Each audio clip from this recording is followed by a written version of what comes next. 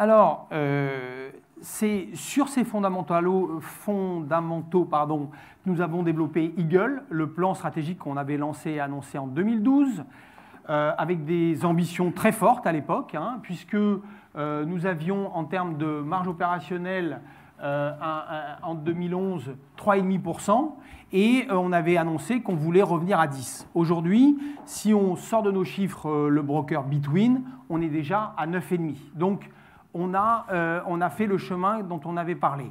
En termes de croissance, à l'époque, on était plutôt en décroissance, et cette année, nous avons une croissance organique de l'ordre de 13%.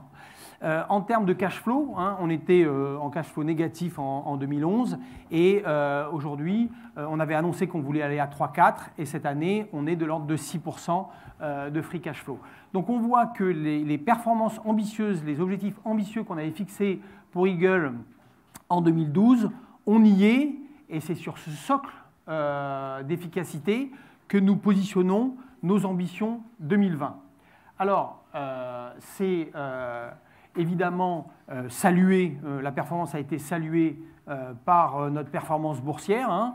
Il y a bien entendu un effet rattrapage, mais en même temps, on a depuis 2012 surperformé nos principaux comparables, et c'est évidemment une reconnaissance que nous apprécions, mais la tendance n'est pas terminée.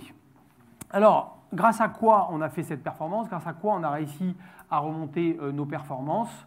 Eh bien, le plan Eagle s'appuyait sur 3 éléments qui sont le socle de notre plan 2020. D'abord, nous sommes déleveragés, nous sommes sortis partiellement des télécoms, qui est un secteur très chaotique.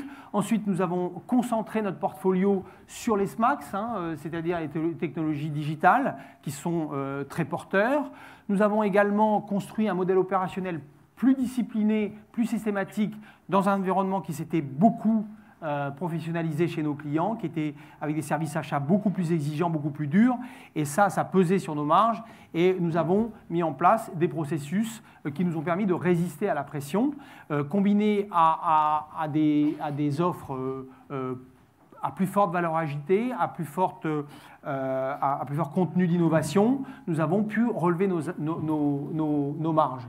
Et ça, c'est venu supporter d'abord un renforcement de nos équipes de management, et puis également un renforcement de notre image, parce que le fait d'être tôt dans ces offres digitales, avec des belles performances, avec des équipes solides, ça nous a permis de relancer notre branding, de relancer notre image, et d'enclencher une spirale positive qui nous donne aujourd'hui des performances. Alors on a pris 2 exemples, l'exemple de la France.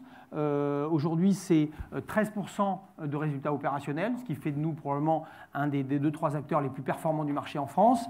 Et puis, on donne un autre exemple, la Belgique, qui était à peu près à 0 au début d'Eagle, et qui est aujourd'hui à 9,5% de rentabilité, avec une croissance également de l'ordre de 12%. Donc on voit bien que ce plan Eagle, construit sur des fondamentaux très solides, nous donne des résultats qui sont, encore une fois, le socle de la croissance et de la rentabilité des 4 prochaines années dans notre plan stratégique 2020.